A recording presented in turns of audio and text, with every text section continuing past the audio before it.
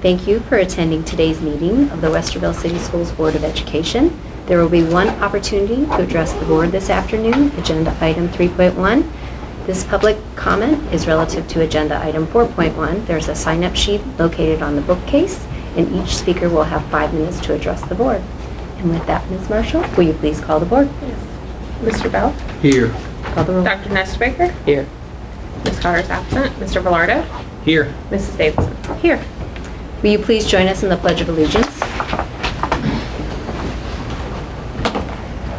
I pledge allegiance to the flag of the United States of America and to the republic for which it stands, one nation, under God, indivisible, with liberty and justice for all.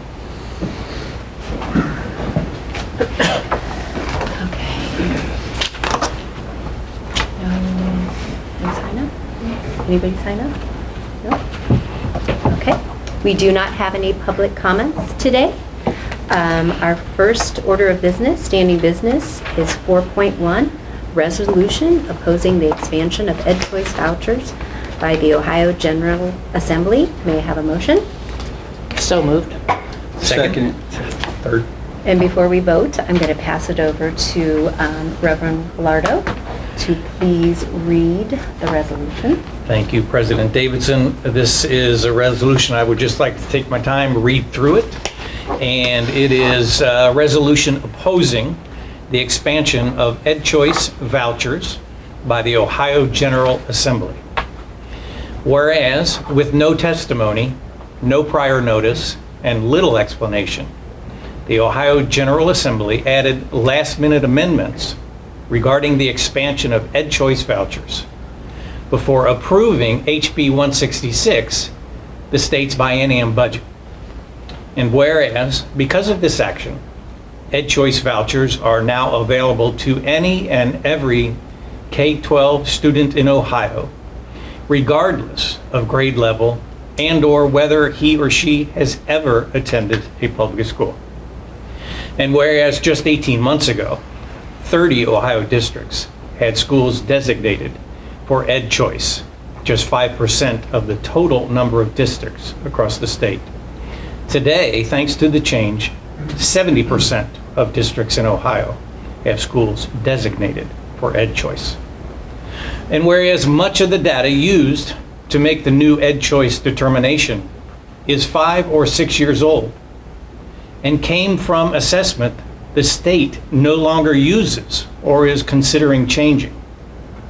And whereas elected officials in Columbus froze public school budgets in the new budget bill and at the same time took money away from public schools by significantly and substantially increasing the number of students eligible to receive Ed Choice vouchers, placing many school districts on the brink of financial emergency and uncertainty. And whereas Ed Choice imposes unfair burdens on local taxpayers who should not have to carry the millstone of the state's efforts to subsidize private and parochial schools. And whereas the legislative machinations used to pass the Ed Choice expansion suggest a deliberate choice to undermine public schools and to shut out the voices of local communities. Therefore, be it resolved that we demand immediate financial relief be provided to districts disproportionately impacted by Ed Choice vouchers, that the state not deduct Ed Choice scholarship payments from school district funds and should directly pay for some or all of the new vouchers added to the program this year, that a cap be placed on the amount of money that can be deducted from a district in any given year, and that the Ed Choice program be reined in so that it makes more sense for students, families, and taxpayers without decimating public school districts.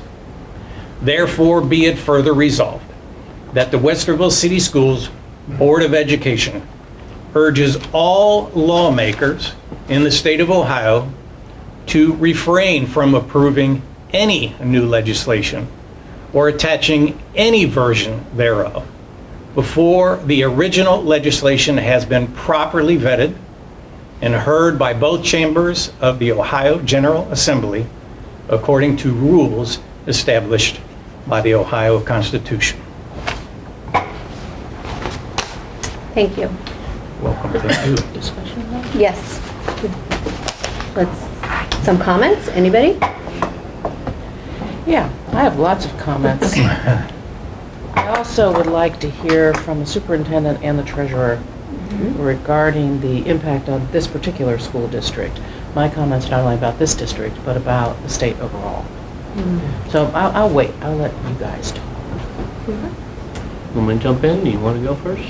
I can go over, Want to do the finance? do the finances first, and then Dr. Geller can talk about all the different inner workings of it. So I gave the board members each a copy of this packet. It has a number 1 on the top right corner of it. There are also copies over there on the table if anyone in the audience would like a copy. So the number 1 page is the SFPR detail worksheet. So this is the State Foundation Payment Report. So we get these twice a month. This is how we know how much state funding we got from the state.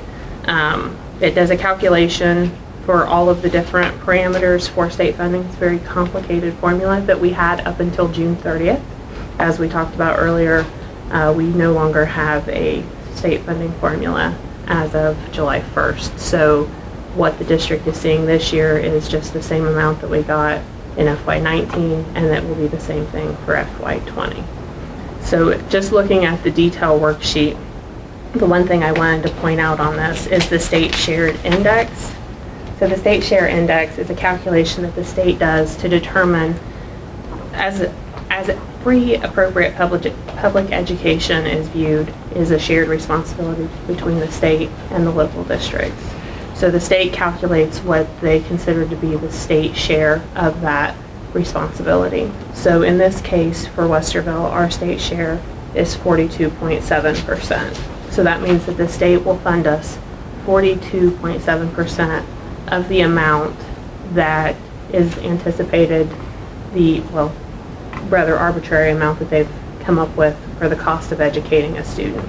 So in FY19, the basic aid cost was $6,020 per pupil. So the state would give us 42.7% of that for any students that we're educating in the district. So that's the state share index. If you go on to the second page, the back side of that, you'll see something called a cap reduction ratio, and that's about 74%. So if we go to number 2, which is the summary worksheet, and if you are bored and want to learn about this formula that no longer exists, there is a line-by-line explanation on the Ohio Department of Education's website. You can go in and read about all the different areas and how those were calculated. So the interesting thing has always been to me for any districts, but especially for CAP districts, is that calculated funding amount, they don't show a total on the worksheet for that. So I've added the total down there for that. You can see our calculated funding is equal to about $56.23 million. So that was for FY19. And our actual state funding, which is the next column over, is what the state actually funded us in FY19. So the loss because of the cap, that 74% cap ratio funding that we got, is about $11.5 million for FY19. So just to, I don't like the phrase, just to beat the horse a minute, the funding formula, which used to be in existence, but now is not in existence, so we're flatlined, that formula says state portion, $56.2 million. But what the state really funded us was 44.7 million, leaving a shortfall from their created cap, Yes. which doesn't exist anymore, but they used it, leaves us a shortfall of $11.5 million. Yes. Thank you. So to put it in simplest terms, the state underfunded us by nearly $12 million under the previous formula that we had in place. You said that better than I did. I took much longer to say what you Yeah. said. Per So- year. Per year, Right. yes. An Thank you. annual Thank amount. you. Yes. Thank you for Yes. clarifying When we that. think about this annualized and we look at what's happening to us year after year after year on the cap, it's devastating. Right. And so to understand the funding formula for this year that doesn't exist, they've taken line N of this report, total formula funding, and that's the amount that we'll get for this year. So that's what our funding, this worksheet went away. And that's what the payment report looks like now. It's just that lump sum amount from what it was from last year. So I just wanted to make sure that that was clear. That's how we're funded from the state. So for, if you look at number 3, document number 3 here, this is the scholarship deduction report for all districts in the state of Ohio. So this is just a grand total number of every district in the state of Ohio. In FY19, all districts had about 22,223 students participating in the Ed Choice Scholarship Program. 23,000. 23,223. Sorry, I wanted to Yes. make sure I was seeing it correctly. 23,000. Go ahead, sorry. And the total transfer was 113.4 million for FY19. So if you go to page 4, number 4, just for FY20, it's increased to 29,656, which is a 6,400 student increase, for a total transfer of 148.6 million. So an increased deduction in over $35 million to districts. So that's for 2020.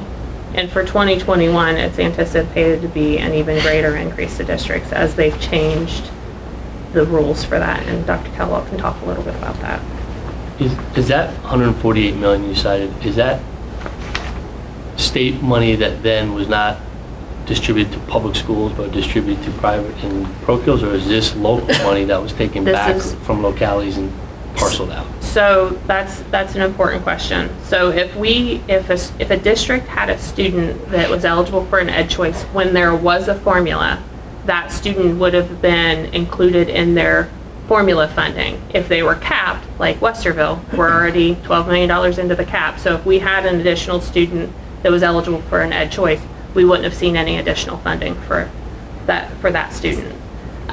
But for districts that were on the formula and weren't capped, they would have gotten whatever their state share is for those students. And then the full deduction amount would go out for those students. So it's accurate to say that a portion of that 148 million is money that didn't come from, that wasn't in the state bank account. It was locally It was a local, generated property yes. tax from local taxpayers that was intended to go to the public schools, but diverted elsewhere. Right. So for FY20, the increase, the 35 million, because everyone's flat funded, every new scholarship application, no districts are receiving any additional funding from the state in their formula funding for that because the formula doesn't exist anymore. And simultaneously, they have lowered the bar, this is just my words, lowered the bar for the entrance into the program, but given no additional funding for those who may choose to go that direction. Right. Okay. Including students who have never even been in public schools. Yes, and that's some of the stuff you're going to hit on, right? Yeah. Yes, Yeah. great, And the yes. schools that they may be attending do not have the same standards that we have. Their private and parochials are not subject to the Right. same accountability measures, Right. nor the same sanctions Right. that public schools are. So they could be failing also. Mhm. The other thing I just wanted to make a note of, so for FY19, we received approximately $3,000 in state funding for the students that we educated, and we spend approximately $9,300 to educate each student in the district. So the local funded portion of that is $6,300. I just wanted to make sure that you guys are aware of that. The Ed Choice voucher for K through 8 is $4,650 per student. For 9 through 12 is $6,000 per student. So that's the amount. That's just an additional expenditure that we'll see. And when we looked at trying to calculate what that might look like, we don't have those students, if they've never attended here, if we're not providing transportation services to them, the district doesn't have any record of them. So I've talked with a lot of other treasurers, I've worked with ODE, and they're basically telling us that until they apply, we're not going to know. So that they'll have to apply through their private school for the application, the scholarship application, and then that's when we'll learn about that student.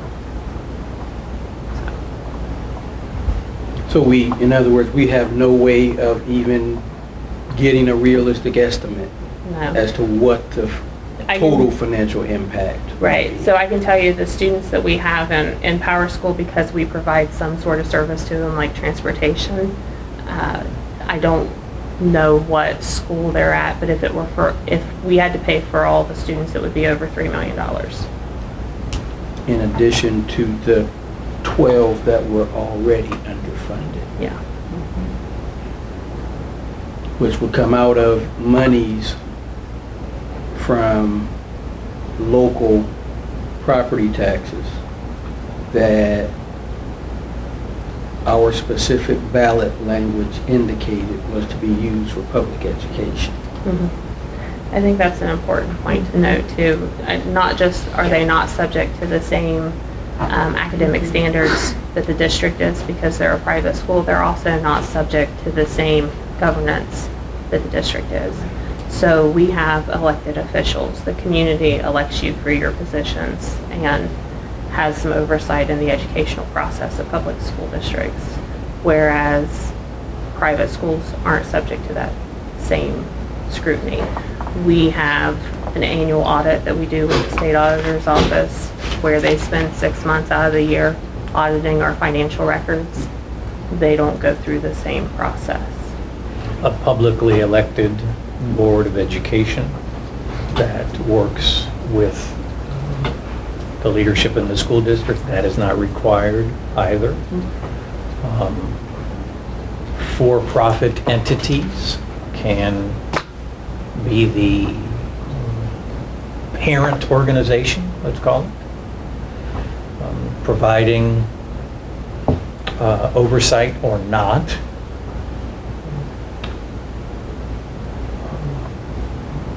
Using tax dollars, and we just went through a hard levy. Went through a hard levy. People wrestle with increasing of taxes. I don't want my taxes to increase. And yet, sometimes people will couch this in terms of, well, you're trying to cut down choice. I think that's a red herring at best. I think it's unfair. I would never take away someone's choice, but don't take the money designated toward public schools to fund your choice. So really, for me, that's been very helpful. I don't know any other I don't have any other particular question. That was very helpful, very helpful. And I think too, the other important thing to mention is that 25% of our residents have students in the district. So the other 75% don't. So the whole district is paying the same tax rate, whether you have students in the district or not. I have one student in the district. I'm paying the same tax rate as someone who has 4 students in the district. So that's the way public education is structured in Ohio. And so I also want to make sure that we and the public understands how the previous funding model actually worked. So the state would designate a dollar amount for how much it would contribute, because that's what they have calculated it would cost to educate a student. High school was 6,000. And so the state would then fund local school districts based on their enrollment at 6,000 per high school student, middle school, high school. Yeah, so the basic aid per pupil is the same for all the grades from the previous funding formula. So it's $6,020 per student. Okay, but since we are a capped district, we're not going to get the full 6,000. We're only getting 4,000. 3,000. 3,000. And we have to make that up however. Right. Yeah, so just like the conversation we have about community schools, where the state does fund us the $3,000 for the community school student, but then whatever that full cost, according to the state, is for the funding formula, 100% of that goes out. So we get roughly, it works out to, we get roughly 32% from the state, whereas 100% goes out to the community school. So we only get. So it would be similar in this, only we're not getting any money from the state for these students. And the per pupil amount is set at $6,000 and $46.50 for these students. Got it. So, but I think it's important for people to understand how the funding goes for the community school portion from us, as well as now on top of that, now we've got to deal with this piece with the expansion of Ed Choice, and we can't even estimate what that's going to be. yeah, We won't know. there's no, every district that's dealing with this, which is 2/3 of the districts, 3/4, something like that. It's quite a bit, is having the same, there's a lot of conversation going on amongst my colleagues at the state level about how are you even going to begin to guess what kind of impact this is going to have on your district's finances. But some districts are realizing it this year with the changes that took place this year, what's going into effect next year. So for Westerville, and Dr. Keller will talk about this, we have 2 schools this year that are eligible for Ed Choice. Next year we'll have 14. So it's a significant increase. Thank you. See, and doggone it, I shouldn't say that. the frustration is that we work awfully hard on trying to reasonably predict our financial futures, 5-year, et cetera. We try to do that. And then out of left field comes something lobbed that says, well, you have to calculate this into how much? Well, we don't know. And I think it's legitimate to say that the public might not hear this whole story, but if we go back to the public and say, well, what we predicted was wrong, but it's really this, that's reflecting on the job that we are trying to do. That, I think, is a calculus that is unfair. The other interesting piece to it, so there are 2 different programs. So there's the Ed Choice Building Designated Program, and then there's the Ed Choice Expansion piece, which is based on income. So, and Dr. Keller can talk about what qualifies the students for those to be eligible, but on the income-based one, that is funded by the state. That portion is funded by the state, all of that, up to the appropriation limit that they've set for the year. So they've capped their increase for those expenditures at the state level because, like everything else with budgeting, they don't want it to just be wide open. They've also changed the default to where if they're eligible for both, then they default back to the district paid eligibility. So, yeah. I'm telling you, this, I know I said I was going to wait till after John talks, but every time this subject is discussed. And every time I begin to hear more and more about how devastating it can be to school districts, I just burn. This is, and I have said this to some of you and I'm going to keep saying it, this is a financial and philosophical existential threat to public education. This began, where we are now, actually began back in the 90s. And as we have gone through the intervening years, we've seen bit after bit after bit carved away from local public school districts and diverted to private schools and religious schools. I have no problem with private schools, no problem with faith-based schools. What I have a significant problem is with the fact that dollars that have been identified and voted on by local citizens to fund their public schools, whether they have children in the schools or not, is being taken away and sent to fund the portion of private schooling that certain individuals wish to have for their children. Okay, that's dandy, but if the state wants to pursue that, they should be doing it without doing it on our backs. The fact that they're not says to me that there is a deeper agenda in play. And I have grown tired of not saying that very, very loudly. This was done intentionally. Each of these steps that has occurred since the 90s, when we first began to talk about so-called choice, and we were told at that time it was to allow students to escape ghastly failing urban schools. And people were fairly quiet about it and watched it and began to worry. And then as we've gone along, we've seen more and more of the tentacles reach out and more choice put out there and more red herrings floated around so that we all have to take a look at what's going on and watch our districts being decimated. I cannot believe the kind of things that are said to support this.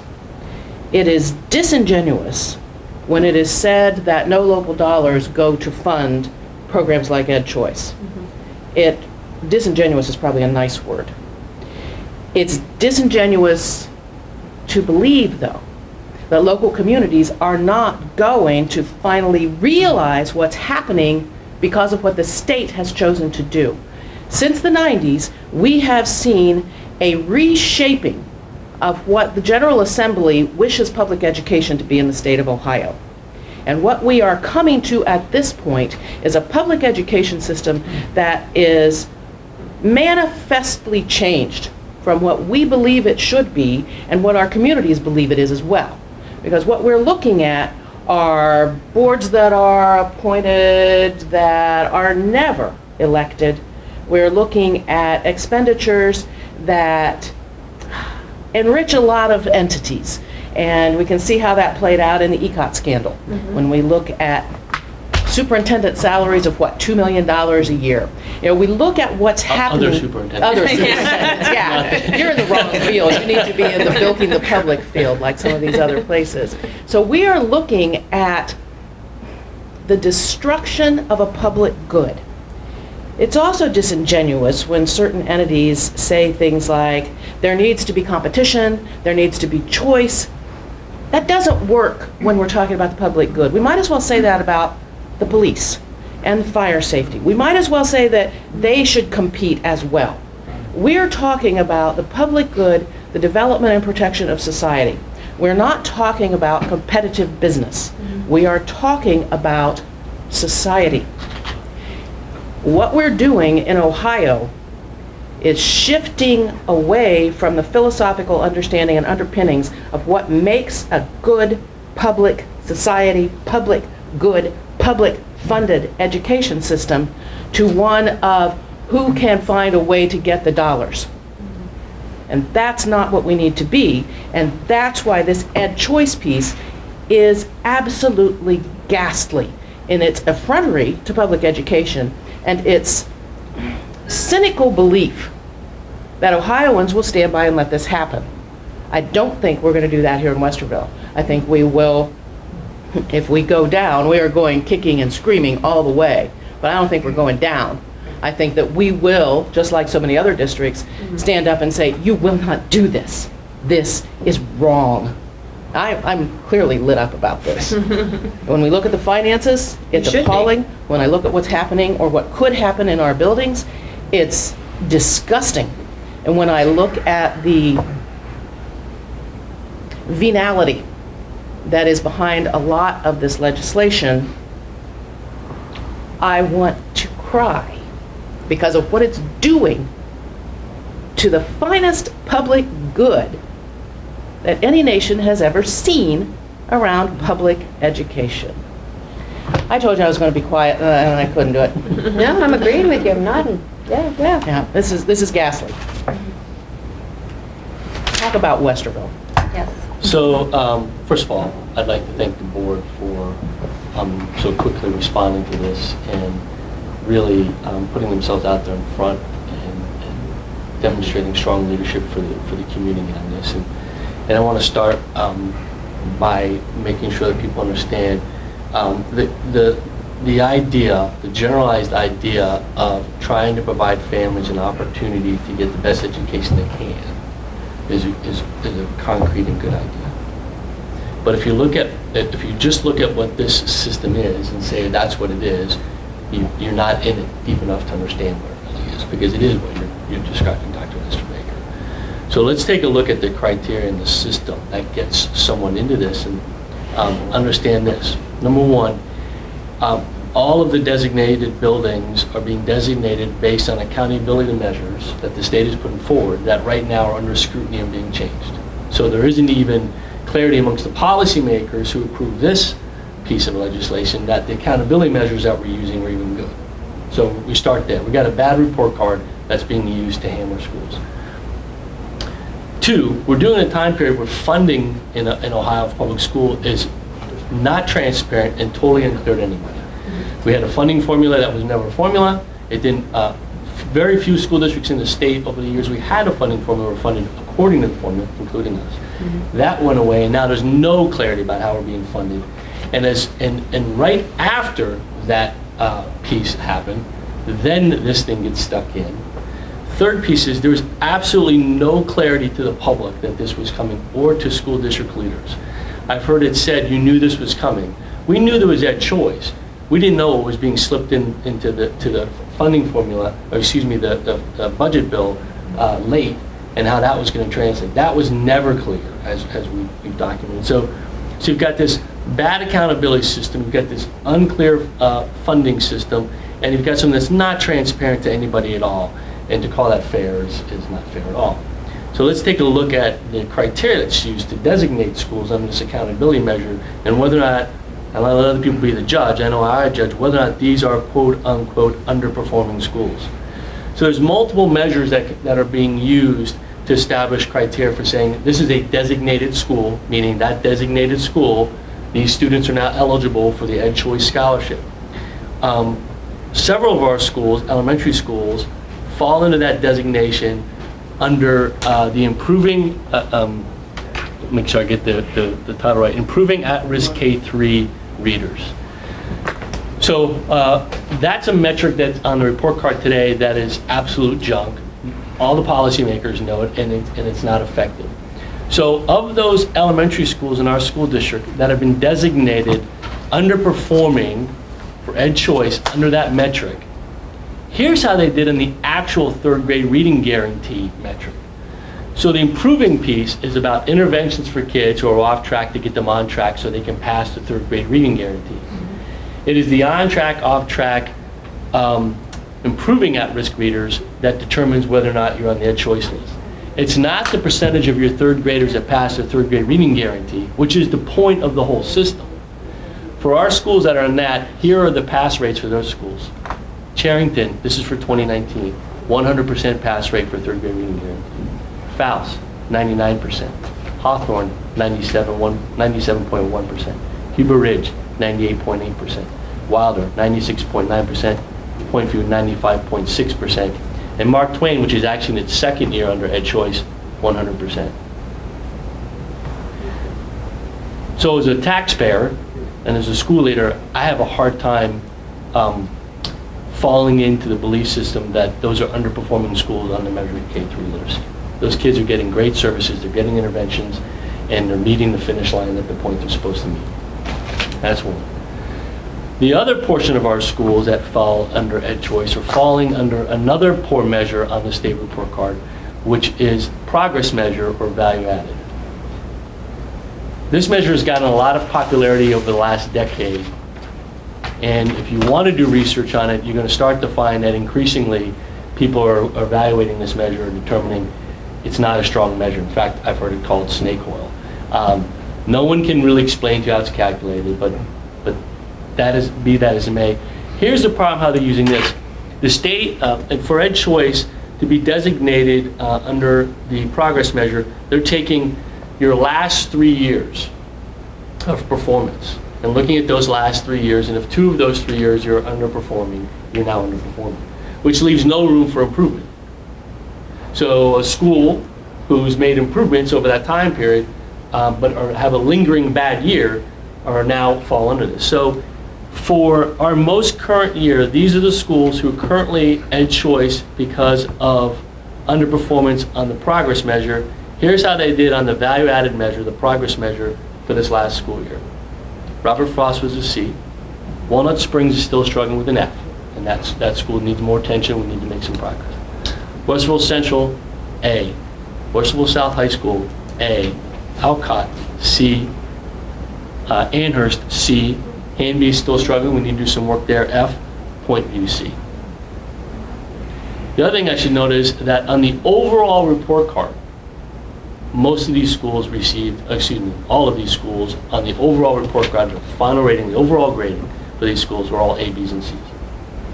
So to call them underperforming under any of these measures, and therefore open the portal to our bank account to send that money elsewhere, just seems ludicrous to me. It just seems unfair and unwarranted, given all of the other structures in this system. So that's how these buildings got there. We are focused on them. Now the problem becomes, in a system where we're not sure what the funding is going to be and what the accountability measures are going to be, we have to make decisions about how we divert the limited resources we already have towards these outcomes in order to try and make them better to satisfy this piece, knowing that these measures may not even exist. That in the future they may not, they have little meaning right now. So how much do you apply resources to something that's little meaning that may go away in order to chase something that shouldn't be there in the first place? We have lots of things we can apply resources to. I think our performance on third grade reading guarantee doesn't necessitate a big lift in resources. And as it relates to progress measuring, I think we're doing good work in both these areas. There's progress going on. Mm-hmm. I don't know how to respond to this resource piece moving forward in order to make it better, because I don't think we're in a bad position. So that's the way I view it. I can tell you, as you look across the state, I've talked to superintendents in Upper Arlington. I've talked to superintendents in Hilliard. I've talked to superintendents in Gahanna. You can look across the state, Shaker Heights. There are school districts on this list. As we said, 70% of the school districts haven't been on this list. You would just shake your head and say, how in the world did that happen? Mm-hmm. How did a building in that school district be determined underperforming and therefore eligible for these scholarships? So I think the architects of this system didn't rely on data, shot the mark by miles, and whether it was knowingly or unknowingly, have really baked in something that, to Dr. Nestor Baker's point, I think the rest of the board feels this way, really erodes public schools in Ohio.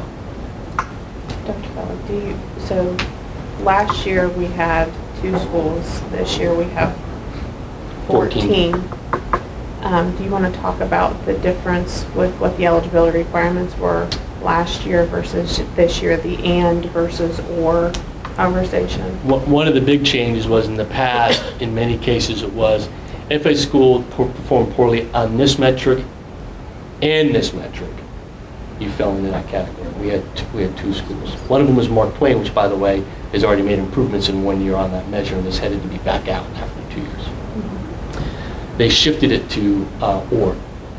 So you have this or this, And they had it, like, and you're in.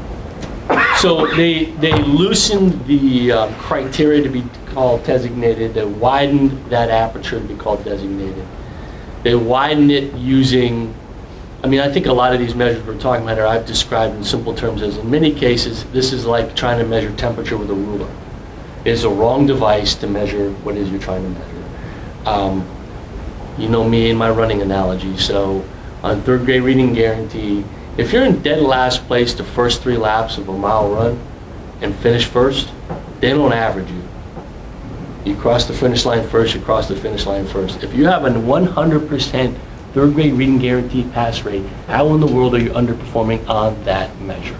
It just doesn't make any sense. So, but that's where we sit. I do appreciate the energy you all have brought to this and the advocacy, and I know it's out there in the community as well. We've seen that through social media, et cetera. Individuals who are paying attention.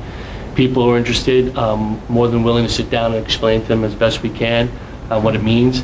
Because I think it means, not does only mean a lot to us as a district and our kids, but to all the taxpayers. To understand, with transparency, where their money's going and for what purpose and why. I think is a critical piece. And I don't think that was, this might be the least transparent transfer of money from public dollars to another entity that I've ever seen. yeah. We're talking millions over time. So those changes they made, they threw it in during conference committee, during the budget bill. The budget bill that they already had to do an extension on because they didn't complete it by June 30th. So an already overdue budget bill, they threw it in at the last minute before it was approved. So a lot of folks didn't even realize it was in there. That's right. Anything else? Which I think, and I've spoken too much already, but which I think goes back to Dr. Nestor Baker's comments that, and I try to believe people try to do the right thing for the right reasons. I just think you try to give people that kind of respect. That the people in the State House are not there, and it's okay if you disagree. People in the State House are not there trying to say, let's just stick it to the schools for a while. But they're trying to figure out, school districts maybe are struggling. I think it's a great example that it started, and I believe it was the Cleveland district that was in such a painful place that they were trying to figure something out.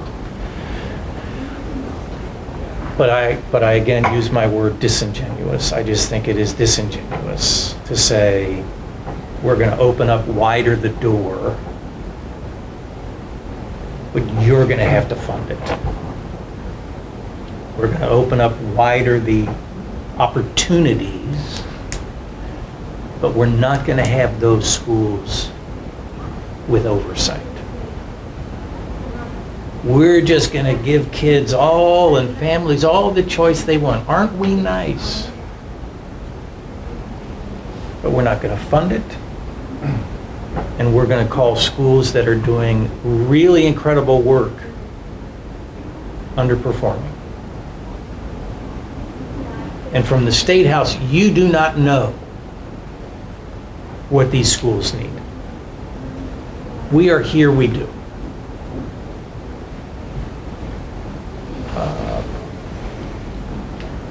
So I say this sensitively, but should any legislators be watching this, we understand thousands watch our board meetings. I say call us and let's talk.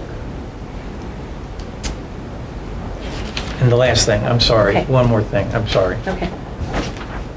People may wonder why we are doing this now, because most of the press right now is kind of leaning toward, oh, this has got to be changed, this has got to be fixed, etc. I don't think we should let up until it is changed. Kind of what I was going to say. I'm sorry. That's okay. You So- said them. I take it back. Well, I just, to the Ohio General Assembly, we see your continued dismantling of public education in Westerville isn't going to back down. Yes. So we're going to keep at this. So thank you all. I think it's also important to keep at it, because it's so easy when we hear that a fix is coming to think that the fix is going to be sufficient. And we have seen so many times when we've been told a fix is coming, and the fix has been almost as painful as the original problem.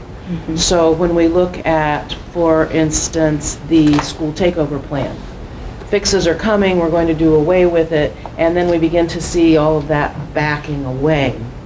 And we talk about Patterson, when that went into play.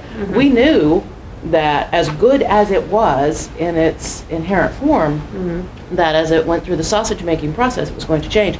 And it is at this point significantly different than it was. And we always see that happening. So even though a supposed fix may be out there, I don't think the fix is going to make it go away. The fix is always to tinker around with it a bit to make it more palatable, and then it stays in place. So, you know, we started with charter schools and the infamous white hat management and all of those components. We had the Cleveland plan. We had the initial voucher programs for poverty-stricken kids. We had now Ed Choice, and then Ed Choice on steroids. Each time things are supposedly going to get better, they actually, in the long run, get worse. And so we have to stay on it, even in the face of supposed fixes. This cannot be let stand. This is one for me that's not a fix, it needs to just go away. It needs to be go. erased. Yeah. There's nothing good in this. I've read the fixes. I understand that people focus on fixes, but from my own personal opinion, it needs to be erased. And I do think it's important that we are doing this now. The application period opens on February the 1st. And the legislature has already recessed for break, or broken for recess, or broken for the holidays. But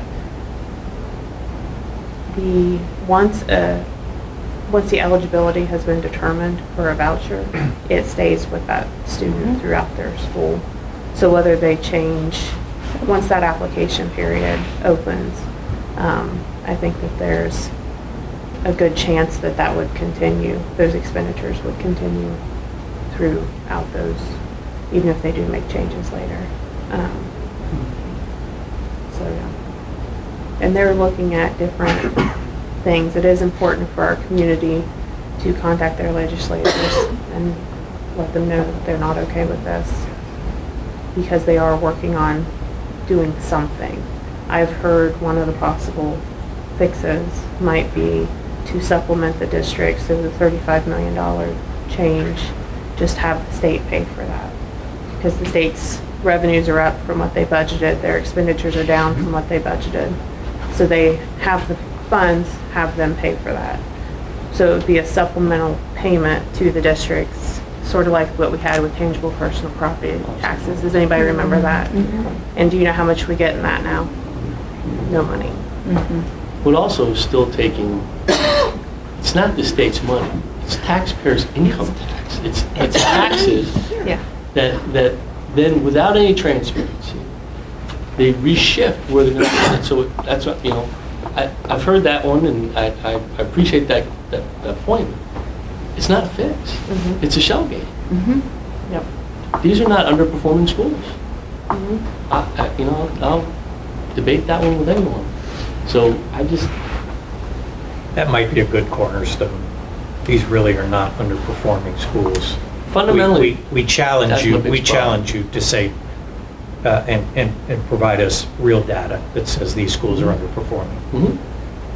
That may be a cornerstone piece of it.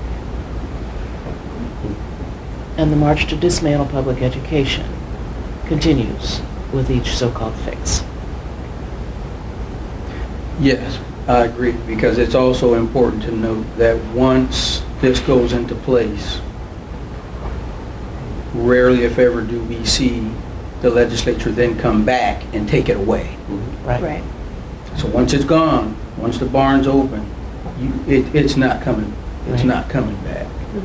And this isn't, I contend it's not just an erosion of public education, but we have just taken a gigantic leap towards creating fundamentally two different educational systems in the state of Ohio. One for the haves and one for the have-nots. And this is shifting money because private schools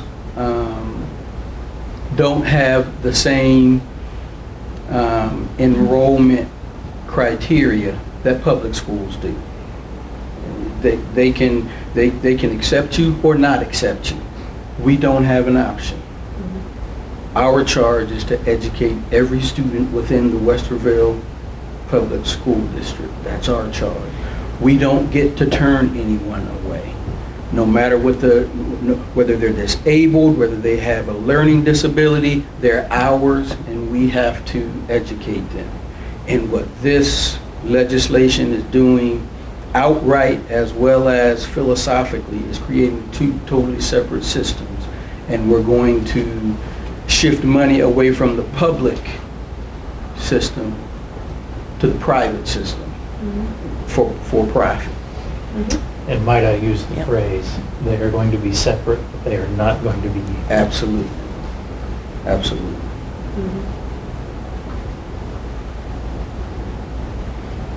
Anything?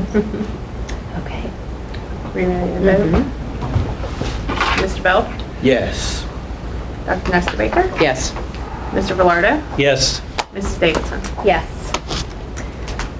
Okay, 5.1, the board will meet for an organizational regular meeting on Monday, January 13th, 2020 at 6 p.m.